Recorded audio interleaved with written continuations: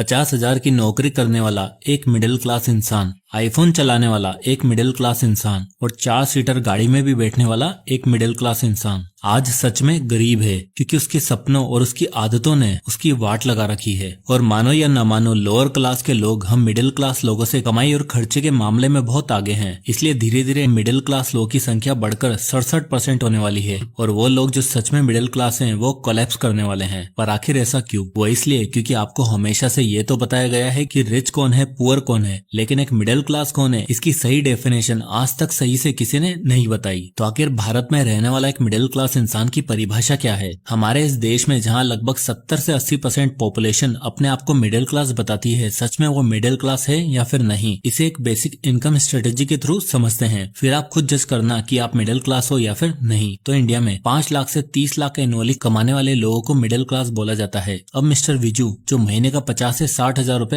Approx कमा लेते हैं, और अगर देखा जाए तो ये मिडिल क्लास वाली कैटेगरी में भी आ रहे हैं। पर विजू साहब के घर में उनकी वाइफ, उनकी 68 साल की माताजी, उनकी 23 साल की बेटी और 24 साल का बेटा रहता है। अब बात यह है कि माताजी कुछ कर नहीं सकती, पत्नी हाउसवाइफ है, बेटी अभी कॉलेज में है और लड़का यूपीएससी की परीक्षा की तैयारी कर रहा है। यानी कुल मिलाकर विजू भाई घर में अकेले कमाने वाले हैं। तो अगर उनकी इनकम 5 सदस्यों में डिवाइड की जाए और रिलेटिव इनकम निकाली जाए तो निकलता है पर पर्सन 12 से 15 हजार रुपए, यानी साल का 1,80,000 रुपए ईच, जो सिर्फ मिस्टर विजू कमा रहे हैं। अब बताओ, क्या मिस्टर विजू और उनके परिवार वाले अपने इनकम के हिसाब से अपने आप को मिडिल क्लास कह सकते हैं? वहीं दूसरा केस देखो, राम बाबू शुक्ला जी। अब राम बाबू जी के घर में 2 लड़के और उनकी पत्नी है। राम बाबू एक फैक्ट्री में काम करते हैं, जहां उन्होंने बहुत छोटी पोस्ट से काम शुरू किया। अब उनकी तनख्वाह 30,000 है, लेकिन उनकी वाइफ जो पार्लर में काम करती है वो भी महीने का 15 से 20 हजार रुपए आराम से कमा लेती है। और दोनों लड़के, एक डिलीवरी पार्टनर की नौकरी करता है और एक कॉल सेंटर में जॉब, दोनों महीने का 30 से 35 हजार रुपए कमा लेते हैं। तो अगर इनकी एक महीने की हाउस होल्ड इनकम जोड़ी जाए तो निकल के आती है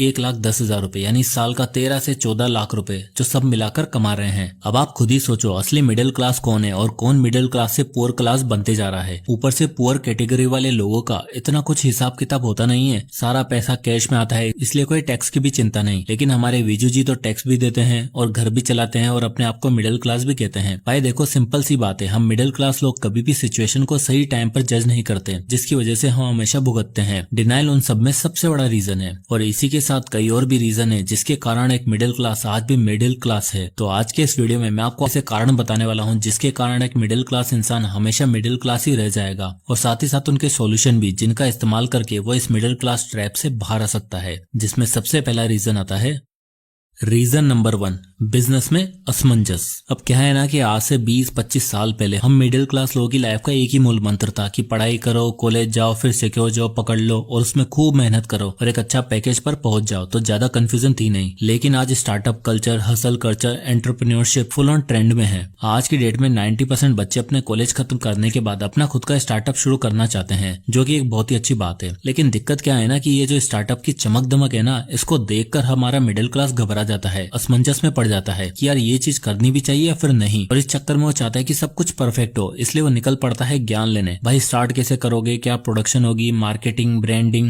पैसा कहाँ से उठाओगे, प्रॉफिटेबल होने के बाद वीसी राउंड करेंगे, यूनिकॉर्न कैसे बनाएंगे, बहुत झमेला है। अरे भाई तूने अभी तक धंधा खोला तक नहीं है, सिर्फ प्लान ही किया है और वीसी राउंड तक पहुंच गया। प्रॉब्लम भी सबसे बड़ी यही है, ज्ञान पूरा ले लेंगे लेकिन एग्जीक्यूशन कुछ भी नहीं। देखो, यह बिजनेस खोलने का सिंपल सा उसूल है, आइडिया बनाओ, अपने माँ बाप को दिखाओ, मार्केट में एक्सपेरिमेंट करो, फीडबैक देखो कि क्या मिल रहा है, और उन सबसे पहले जॉब करो, क्योंकि जॉब आपको टीम बिल्डिंग करना, डेडलाइन पे काम करना, क्लाइंट को हैंडल करना, ये सब सिखाती है जो लाइफ टाइम आपके काम आता है। और 4-5 साल बाद एक स्ट्रॉन्ग प्लान और अपने कमाए हुए पैसों से अपना बिजनेस स्टार्ट करो। और हाँ, पहले स्टार्ट करके देखो, शुरुआत से ही शार्क टैंक देखकर यूनिकॉर्न बनाने की सोचोगे तो कभी कुछ नहीं उखाड़ पाओगे। Reason number 2, status, the biggest problem. अब जॉब करके बिजनेस करने का आइडिया तो सही है, लेकिन जॉब भी किस तरह की? हम मिडिल क्लास लोगों के साथ सबसे बड़ी दिक्कत ये कि हम बहुत स्टेटस ड्रिवन है। हमें जो काम चाहिए वो अच्छा होना चाहिए, और जो हमारे पेरेंट्स ने किया है उससे एक लेवल ऊपर का होना चाहिए, वरना सोसाइटी में कोई इज्जत ही नहीं करेगा। लेकिन पुअर लोगों के साथ ये समस्या नहीं है। एक पिता अगर लेबर है तो उनका बेटा भी वो नौकरी करके पैसा कमा सकता है। छोटे घरों में अगर बच्चा 12वीं तक पढ़ जाए और कमाने लग जाए तो बहुत बड़ी बात होती है। पर यहाँ तो रेस लगी हुई है, सब चीज पहले से हासिल करनी है। पापा कॉर्पोरेट जॉब में थे तो मैं एक पोस्ट ऊपर की तैयारी करूंगा, MBA करूंगा, 15-20 लाख रुपए खर्च कर दूंगा, नहीं तो गवर्नमेंट जॉब की तैयारी करूंगा और 4-5 साल तक लगा रहूंगा। और इसी स्टेटस के चक्कर में मोस्टली मिडिल क्लास यंगस्टर अपना टाइम, पैसा और हेल्थ सब चीज सेक्रीफाइस कर बैठते हैं और फिर बाद में एक मीडियोकर सी जॉब से सेटिस्फाई करना पड़ता है। तब रोते हैं कि यार मेरे को अपॉर्चुनिटी नहीं मिली, मेरे दोस्त की किस्मत कितनी अच्छी है, उसका बाप ने उसे यूएस भेजा पढ़ने के लिए, मेरे एक दोस्त के पापा ने उसे कंपनी दे दी संभालने के लिए। नेपोटिज्म करके रोते रहते हैं। अरे भाई एक बात सोचो, ये जो आप दूसरों को ब्लेम करते हो, उनको लकी बोलकर उनकी सक्सेस जस्टिफाई कर देते हो, सोचो ना ये आपके साथ क्यों नहीं हुआ। दिक्कत सबसे बड़ी यही है कि आपकी किस्मत नहीं थी कि आप एक अमीर परिवार में जन्मे और सही तरीके से मेहनत आप करना नहीं चाहते। आपको हर चीज बैठे बिठाई चाहिए और जब वो मिलती है तो दूसरों पे कमेंट करते हो। अपने आप को देखो, स्टेटस की जिस रेस में आप भाग रहे हो उसमें कहाँ गलती हो गई जो आप इस सिचुएशन में फंसे हो। इसलिए काम को काम मान के काम करो, तभी स्टेटस सिंबल आपकी सक्सेस और आपके हार्डवर्क से अपने आप आ जाएगा। Reason number 3, job is a necessary evil. Middle class के करंट सिचुएशन और उनकी लाइफस्टाइल का सबसे बड़ा रीजन है उनकी जॉब। एक मिडिल क्लास कभी अपनी लाइफस्टाइल सही नहीं बना पाता क्योंकि उसके लिए उसकी जॉब ही सब कुछ है। देखो आई नो कि अभी थोड़ी देर पहले मैंने आपको जॉब से करियर शुरू करने के लिए कहा है, पर हम लोगों की दिक्कत ये है कि हम उस वर्क कल्चर को ग्लोरीफाई करने लग जाते हैं, जबकि job is a necessary evil. जी हाँ, जॉब आपको जीवन नहीं बल्कि आपके लिए अभिशाप साबित हो सकती है अगर आपने आज ये बात नहीं समझी। आज की डेट में लोगों को जब हायर किया जाता है ना, तब उनसे प्रॉमिस करवाया जाता है कि आपसे हफ्ते का 40 घंटे काम करवाया जाएगा और आपको इतने इतने पैसे देंगे। उस समय तो आप खुशी खुशी एग्री कर लेते हो, लेकिन बाद में आपसे हफ्ते के 60-60, 80-80 घंटे काम करवाया जाता है। एक्स्ट्रा टाइम, ओवर टाइम सब करते हो और पैसा कितना, वही 40 घंटे वाला। लोग आसानी से कह तो देते हैं कि इंडियन यूथ को हफ्ते में 70 घंटे काम करना चाहिए, लेकिन भाई उस हिसाब से पे भी तो करो। पैसा 40 घंटे का मिलेगा और काम 40 घंटा एक्स्ट्रा करवाया जाता है। कहते हैं इससे देश सुधरेगा, पर कैसे सुधरेगा पता नहीं। ऊपर से वर्क कल्चर की सबसे बड़ी बात तो यह है कि ये बहुत अनप्रेडिक्टेबल है। आप खुद सोच के देखो, एक मजदूर या फिर एक कारपेंटर जब काम करने जाता है तो उसे पता होता है कि ये करना है, सीमेंट बनाना है, लकड़ी काटनी है। लेकिन एक कॉर्पोरेट एम्प्लॉय, उसके सामने कभी भी कोई सिचुएशन आ सकती है जिस वजह से वो टाइम पर कभी कोई टास्क परफॉर्म नहीं कर पाता, इसलिए उसे 40 की जगह 70 घंटे काम करना पड़ता है। तो एक बेसिक और सिंपल सी बात बता रहा हूँ, आप कभी कहीं जॉब पर लगो ना तो उसे ज्यादा ग्लोरीफाई मत करो, क्योंकि आपकी सारी कमान आपके बॉस के हाथ में है। इनडायरेक्टली आप उसके स्लेव हो और जो लोग इस स्लेवरी में कंफर्टेबल होने लग जाते हैं ना, वो कभी कुछ उखाड़ नहीं पाते। रीजन नंबर 4, कंपैरिजन करने की गंदी आदत। अगला और सबसे बड़ा कारण जिस वजह से मिडिल क्लास सबसे ज्यादा दुखी है वो है कंपैरिजन करने की गंदी आदत। और वो कंपैरिजन भी कुछ गिनी चुनी चीजों का नहीं, जैसे कि सामने वाले का घर, उसकी गाड़ी, उसका बैंक बैलेंस, उसकी लाइफ, ये वो सारी चीजें देखेंगे। अरे भाई ये भी तो जानने की कोशिश करो वो कैसा है, घर बड़ा है लेकिन अकेला रहता है, माँ बाप को गाँव भेज दिया है, बीवी से डाइवोर्स कर चुका है, दिखने में अच्छा है लेकिन रात रात भर सोता नहीं है। हो सकता है आपके रिलेशन अच्छे हो, आप घर पे आके खुश होते हो, आप रात में चैन की नींद सोते हो, उस चीज का कंपैरिजन नहीं करते हैं। तो भाई देखो, कंपैरिजन की आदत हम इंडियंस में से जा नहीं सकती। हाँ, कुछ लोग इसी कंपैरिजन के चक्कर में ग्रो भी कर जाते हैं, लेकिन 90% लोगों का हाल वही होता है जो आपका है,